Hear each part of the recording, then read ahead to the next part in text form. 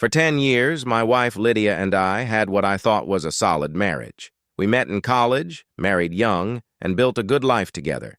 She worked in marketing, I'm a software developer, and we were financially comfortable. Her family, her sisters Marissa and Talia and her mother Vivian, were always a little too involved in our lives. But I just chalked it up to being a close-knit family. What I didn't realize was how much they all despised me. 3 weeks before our 10th anniversary, I was helping Lydia set up her new iPhone.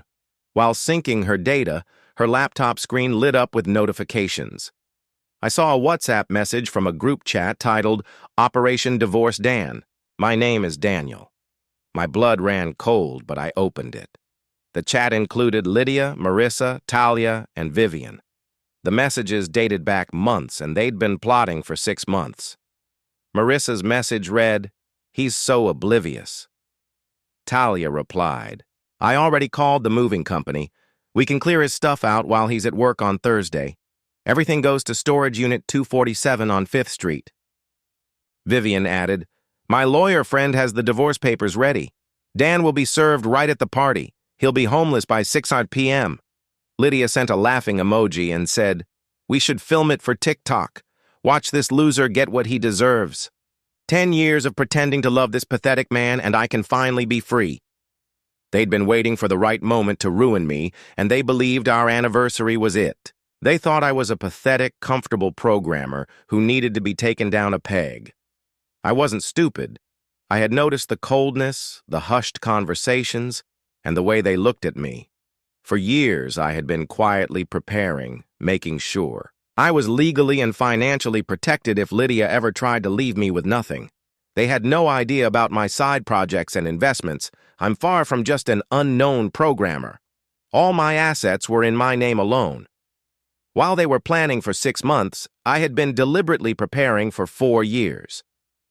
Saturday morning, the day of our anniversary dinner, started out with Lydia acting overly sweet. She made me breakfast, told me how excited she was, and reminisced about our wedding day. Every word felt like a lie, and every kiss was a betrayal. Around 2 p.m., she left to run errands, which was my cue. I drove straight to storage unit 247. What they didn't know was that Talia had used my credit card information to rent the unit, and I had been monitoring the charges for weeks. Over the past 3 weeks, they had been subtly moving my belongings into the unit, piece by piece. My old textbooks, tools, and winter gear were all there. I arrived with my own truck and cleared it all out, moving my possessions to a different location they would never find. But I didn't just take my stuff. I replaced it. I filled their storage unit with junk from my home office, old broken electronics, outdated computer parts, and mountains of useless documents. It looked like someone had been there and replaced the valuable items with garbage. I then went home to wait. At 7 p.m., Lydia told me to drive to Marissa's place for our anniversary dinner. When we walked in, they were all standing there with big smiles. Vivian held the manila folder with the divorce papers, and Marissa had her phone ready to record. That's when I said the words I'd been practicing for weeks. "Before you start filming, you might want to check storage unit 247. Lydia's face went white. I told them I knew about Operation Divorce Dan.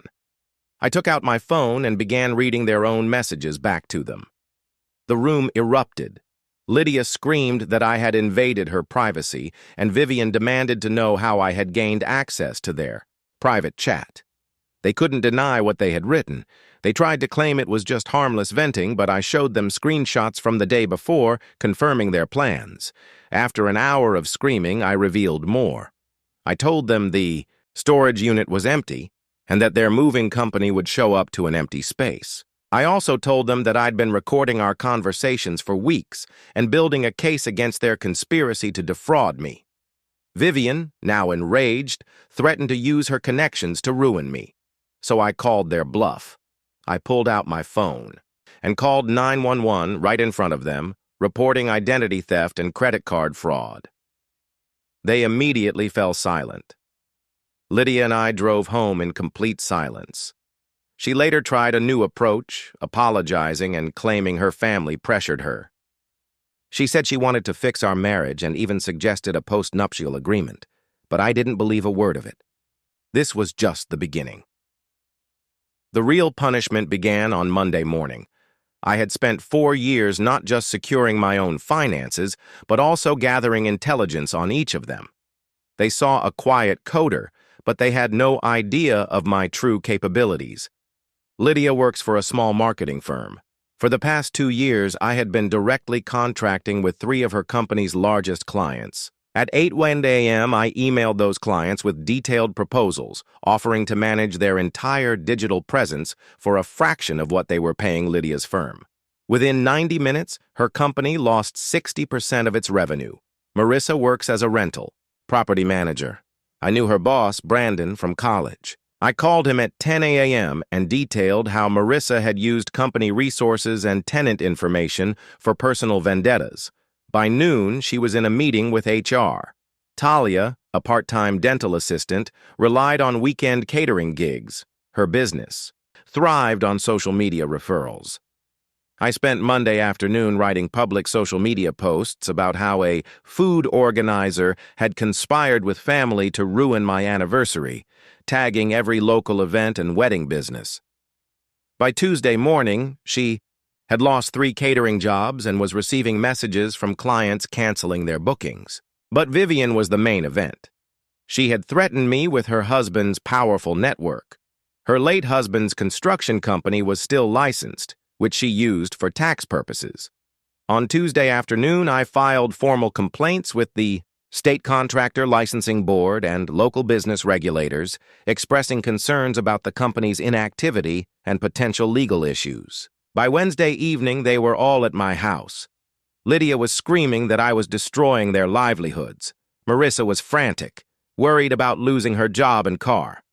Talia was crying, begging me to take down the posts.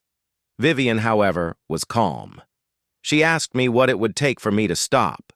That's when I told her this wasn't about teaching them a lesson. This was about teaching them what happens when you try to ruin someone who has spent years preparing to defend himself. On Friday morning, 3 process servers appeared at 3 different locations. Lydia at her office, Marissa at her apartment, and Talia at her dental office. Vivian was served at home. The documents were not what they expected. The house Lydia and I lived in, the one she thought she co-owned, I had purchased 3 years ago with my side business profits.